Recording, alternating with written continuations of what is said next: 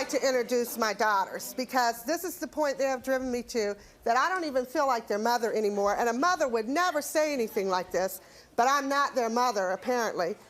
This is bitch number 1, and this is bitch number 2.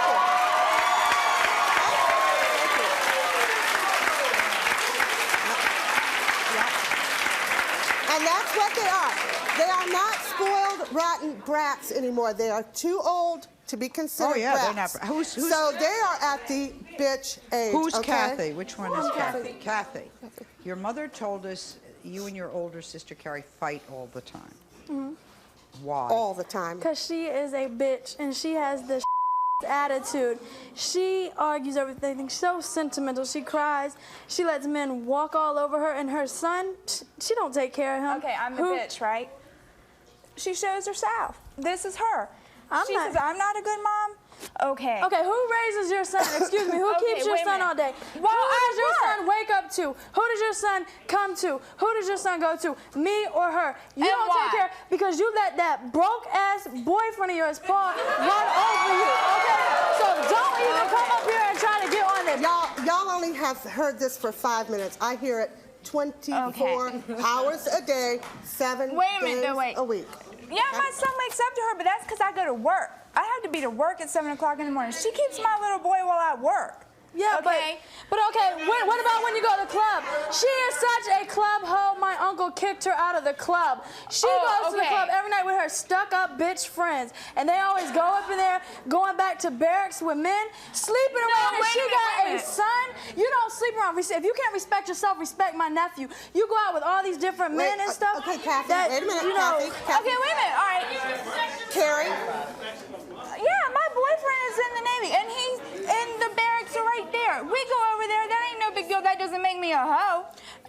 What about... I ain't even gonna get my friend, Kathy. I ain't you get in. Okay, her man goes out to sea. She's got a big hickey on her neck when her man comes back from his friend. Ain't that? I mean, see, all right. This is what I'm talking about. Okay, now I don't know. Okay.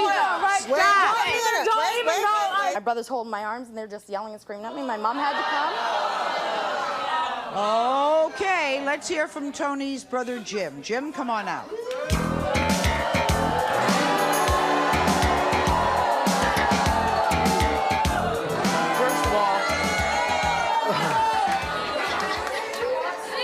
I'd just like to say that the Oscar for Best Dramatic Performance should go to this woman now. Oh, please. Go to hell. All right, this is a crock of Oh, is it? Oh, is it? All right, Jim. Oh, please. Number 1, did you steal stuff from a warehouse with her boyfriend? Yes, I did. But was in a warehouse? Yes, I did. Did you hide it in her house? No, I did not. Oh, you guys didn't hide the mountain bikes in my laundry room and the TVs and everything in my living room? Oh, please. First of all, this is what we did, her boyfriend and I. We stole a TV and a VCR. Okay, I'm not denying any of that stuff, okay? When what about the mountain bikes, Jim? What about the mountain bikes? Just chill. No, for a well, what second, about the mountain bikes? Okay, just let me get to it, okay?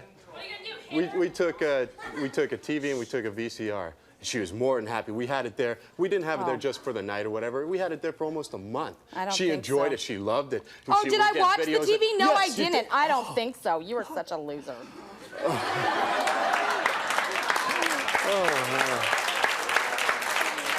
Your sister says she's actually tried to kill herself because of the way you treat her. How does that make you feel? You see, first of all, I can't blame the audience responses for any of these things, okay, especially since she got to talk first, okay? But you have to know my sister. When she did try to kill herself, okay, and every time she has, I was not there except for the one time. And the one time I did come in, okay, because this is the way she is.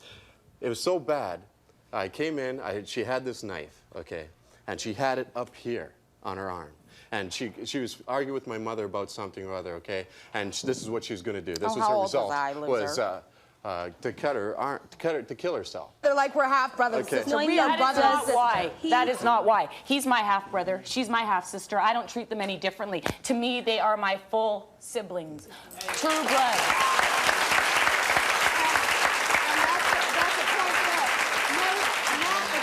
It's not a gender thing. It's not a guy shouldn't hit a girl. it's more of respect to other people, especially your own family, your own flesh and blood. Sisters shouldn't be hitting sisters. Brothers shouldn't be hitting sisters. Sisters shouldn't be hitting brothers. Especially when you're at the age where it's not just a pull the hair anymore. Sally, it's a I just want to thing, say you know? something. The whole audience is mad at these girls for disrespecting their mother, but here's my sister disrespecting my mother, and when my brother sticks up for my mother and defends her, what is he? He's a no good so-and-so? Wait a minute. So it's okay. Wait a minute. Your brother has admitted to hitting That's both right, and my women. brother's hitting me when I've disrespected my mom. You don't do that in this country. No, You don't do it. You don't do it. You don't do it, Sally. But when you have 4 kids, okay, 4 kids, and there is only one that is causing your mother so much grief that she has a nervous breakdown, what do? The rest of us suffer for it. You Oh, it get was just help. me. You No, suffer. I'm not saying it's Not just all you. the 4 of us were fighting, Ronnie. Oh, please. It was not just me. Like, oh, yeah, I got my parents divorced. What were you It was trying to all tell? of us. That Oh, even yeah, didn't sink whatever. in. Don't even Wait a go minute. there, Tony. Because I didn't even say that. No, You're hitting your Tony, sister, buddy. You want to excuse talk? me. I had a girl come out with a knife when I didn't lay my hands on her, and you're hitting your sister? Hey, she's already done you're that, not a man, okay? buddy. She's already You're pulled not a a knife man, on bro. you. Oh, why? Oh, why? All right. That's why we're upset. Why?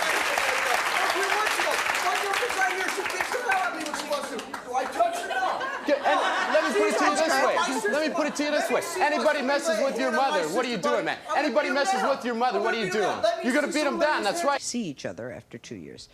Before we bring Lori out, I want to hear your side of the story. Why have you and your sister not spoken in 2 years? This actually, it goes back for like our whole lifetime. We've never really got along.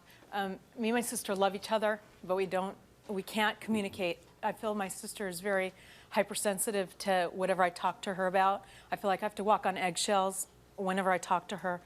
And, excuse me, this is kind of emotional. 2 years ago, my dad passed away.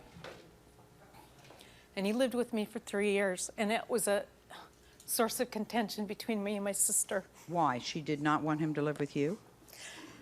Well, my dad got very close to me, thank you, in the last 3 years of his life. And I think there's always been a jealousy issue between me and my sister. When she was younger, I was always very jealous. You know, she was the beautiful one, beautiful eyes, beautiful this, and everybody, oh, your daughter's so cute. And then they'd look at me and go, you're cute too, you know, that type of thing.